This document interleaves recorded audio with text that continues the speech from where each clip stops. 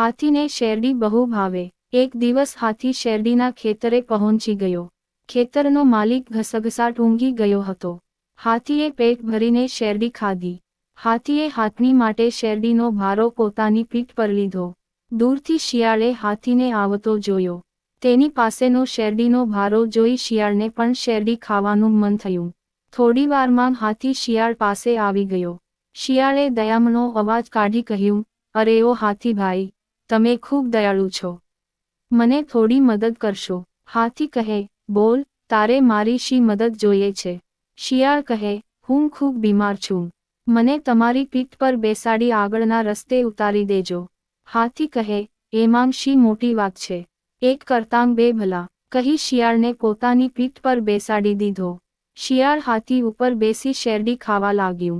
શેરડીના સાંઠા ખાલી થતા ગયા તેમ શિયાળે રસ્તામાં આવતા ઝાડની ડાળીઓ કાપતો ગયો ને તેને શેરડીના સાંઠાની જગ્યાએ મૂકતો ગયો। શિયાળે ધરાઈને શેરડી ખાધીને કેટલીય શેરડી બગાડી। શિયાળને તેના રહેઠાણ પાસે ઉતારી હાથી પોતાના ઘેર ગયો ને હાથણીને કહે, લે તારા માટે શેરડીના સાંઠા લાવ્યો છું, કહી પોતાની પીઠ પરથી ભારો નીચે નાખ્યો। હાથણી કહે, આ શેરડી નહીં પણ બળતણ માટેના સાંઠીકડાં છે। હાથી કહે, હું તો શેરડી લાવ્યો છું, પણ હા, આ પેલા લુચ્ચા શિયાળનું કામ છે।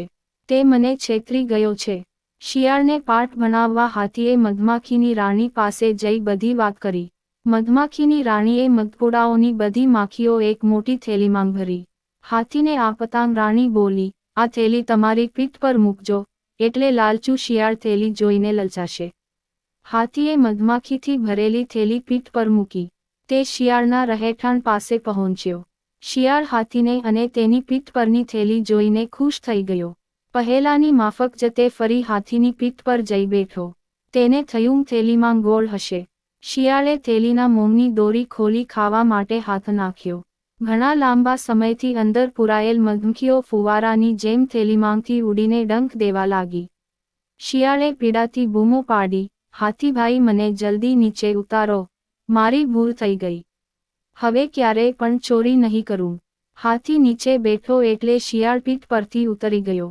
હાથી કહે, ચાલ્યો જા અહીંથી, ક્યારેય પાછો આવીશ નહીં। હાથીએ મધમાખીઓનો આભાર માન્યો ને તે પોતાની